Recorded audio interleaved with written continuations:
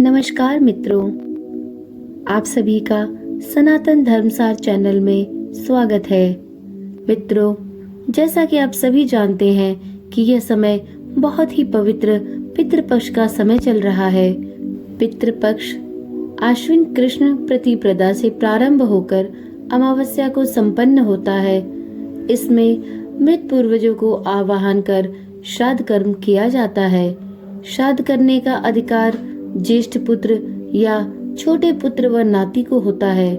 इस पक्ष में शारीरिक श्रृंगार अथवा तेल नहीं लगाया जाना चाहिए। श्राद्ध में ब्राह्मणों को भोजन कराकर दक्षिणा दी जाती है। श्राद्ध पक्ष में ऐसा माना जाता है कि कोई भी नया काम शुरू नहीं करना चाहिए अथवा नए परिधान या नवीन कोई भी कार्य नहीं किया जाता। ऐसा करना अशुभ व हानिकारक माना जाता है। वहीं इसके विपरीत यह मान्यता है कि इस पक्ष के दौरान मृत्यु को प्राप्त करने वाले की आत्मा सीधे स्वर्ग में जाती है और उसे बहुत ही पुण्य की प्राप्ति होती है। श्राद्ध का तात्पर्य होता है सम्मान प्रकट करना। पितृपक्ष में पितरों की मरण तिथि को ही उनका श्राद्ध किया जाता है। गया बिहार में श्राद्ध करने का बड़ा महत्व माना गया है। इसके पार्श्व में एक पौराणिक कथा है। तो कथा को प्रारंभ करने से पहले आप सभी से मेरा यह एक छोटा सा निवेदन है कि यदि आपने अभी तक चैनल को सब्सक्राइब नहीं किया है या आज आप चैनल पे पहली बार आए हैं तो कृपया करके चैनल को अवश्य सब्सक्राइब करें, जिससे कि आने वाली इसी प्रकार की रोचक वीडियोस आपको बिना किसी रुकावट के मिलती रहे और बगल में बने बेल आइकॉन को भी जरूर प्रेस कर लें। तो चलिए वीडियो को प्रारंभ करते हैं। एक समय असुर वंश का गयासुर नामक एक असुर अपनी आसुरी प्रवृत्ति के विपरीत तप और भगवत ध्यान में लीन हो गया। यह देखकर उसके सभी कुटुंबियों को गहरा आश्चर्य हुआ कि यह गयासुर आखिरकार चाहता क्या है। उसके पास तो धन वैभव भोग विलास सब कुछ है, तब उसे और क्या चाहिए यह कोई समझ नहीं पाया। सबने उसे तप से हटाने का अत्यंत प्रयास किया, परंतु सभी असफल रहे। उसके निरंतर कठोर तप से आखिर ब्रह्मा जी उसके सामने पहुँचे और कहने लगे, तुम्हारी तपस्या फलीभूत हुई। देखो, मैं स्वयं जगत पिता ब्रह्मा तुम्हारी मनोकामना पूर्ण करने यहाँ आया हूँ।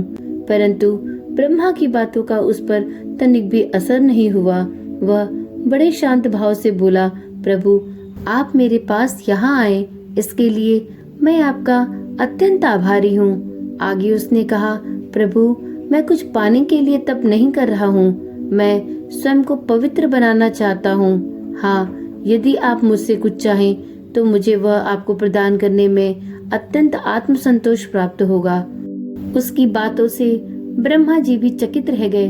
कुछ मांगना छोड़ इसके विपरीत वह देने की बात कर रहा है। तब ब्रह्मा ने कहा, वत्स, मैं बार बार नहीं आता, तुम जो चाहो मांग लो। परंतु उसने पुनः ही यही बात कही, प्रभु, मुझे लोभ में मत डालिए।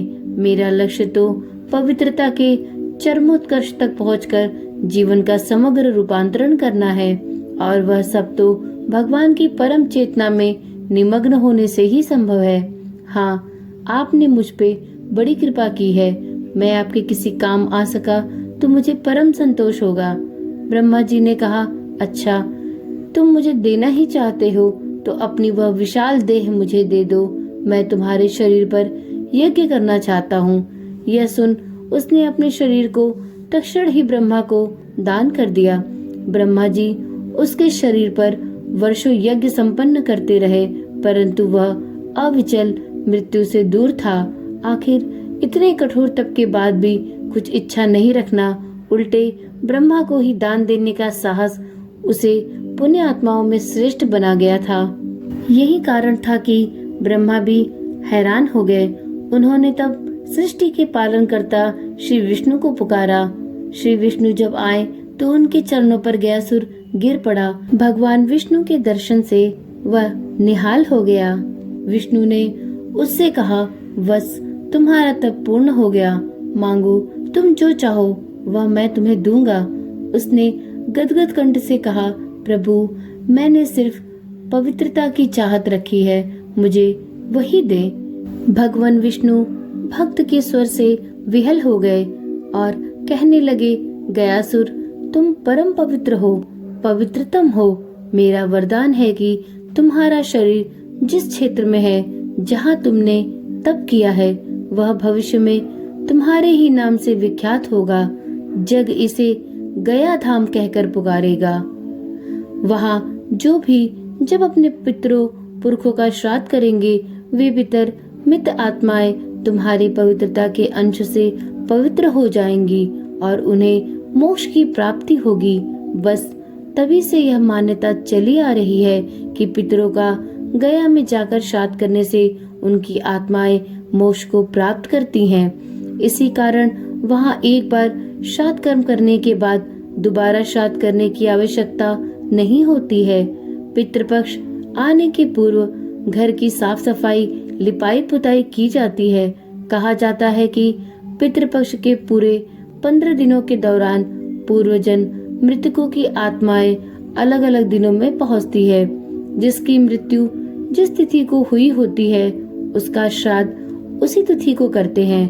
वे उसी तिथि को पहुंचते हैं, पर कुछ तिथियां भी नियत हैं, जैसे सप्तमी और अष्टमी के दिन घर के पुरुष मृतात्माओं के आने का दिन माना गया है। वहीं नवमी के दिन छोटी बड़ी स्त्री आत्माओं का आगमन होता है। 14वीं तिथि को बच्चों तथा कुंवारों आदि की आत्मा आती है। पितृपक्ष के प्रथम दिन में पितरों के आगमन हेतु पूजा पाठ कर उनकी आत्मा की संतुष्टि हेतु एक स्वच्छ स्थान पर उनके मनपसंद पकवान बनाकर रखे जाने प्रारंभ कर दिए जाते हैं। प्रतीक स्वरूप पशु पक्षियों को भी खाना खिलाया जाता है।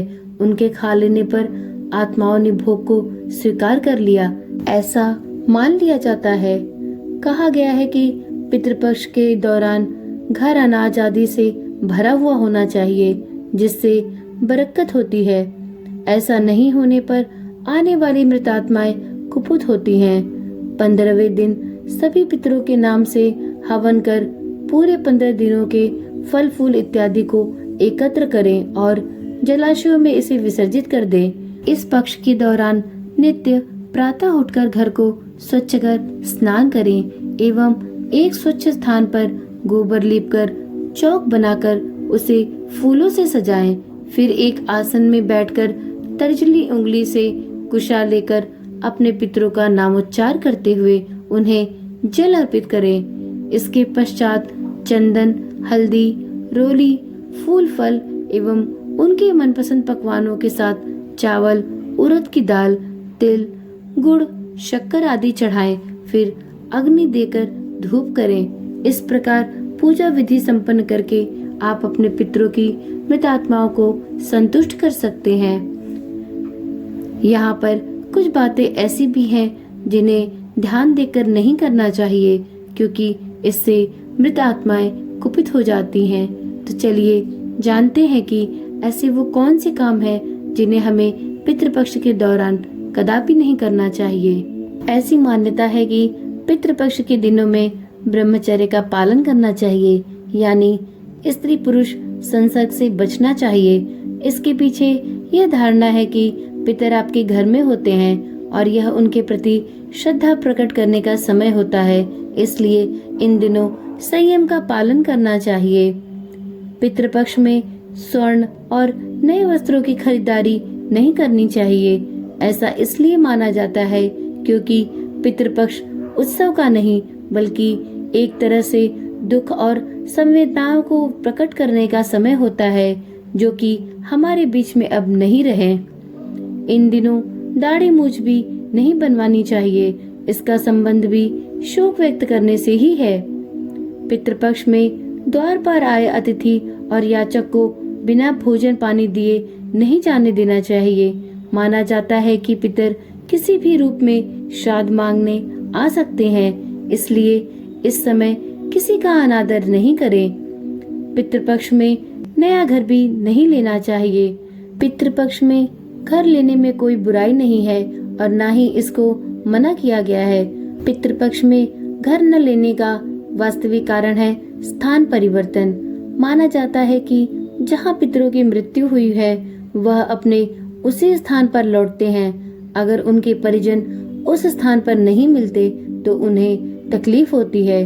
अगर आप पितरों के लिए श्राद्ध तर्पण कर रहे हैं तो उन्हें आपके घर खरीदने से कोई परेशानी नहीं होती है। पितृपक्ष को लेकर ऐसी मान्यता है कि इन दिनों नए वाहन भी नहीं खरीदने चाहिए। असल में वाहन खरीदने में कोई बुराई नहीं है। शास्त्रों में भी इस बात की कहीं भी मनाही नहीं की गई है। बात बस इतनी है कि इसे भी भौतिक सुख से जोड़कर जाना जाता है। जब हम शोक में होते हैं या किसी के प्रति दुख प्रकट करते हैं तो उत्सव नहीं मनाते। इसी धारणा के अनुसार इन दिनों वाहन नहीं खरीदना चाहिए। पितृपक्ष में बिना पितरों को भोजन दिए स्वयं भोजन नहीं करना चाहिए। इसका तात्पर्य यह है कि आप जब भी भोजन करें तो उसमें एक हिस्सा गाय, कुत्ता, बिल्ली, कौवा इत्यादि के लिए निकाल देना चाहिए। उम्मीद करती हूँ कि यह जानकारी आपको रोचक लगी होगी। कृपया इस पर अपने विचार अवश्य दें। चलिए इस वीडियो में आज इतना ही। फिर कल मिलेंगे एक नई कथा कहानी के साथ। तब तक के लिए धन्यवाद।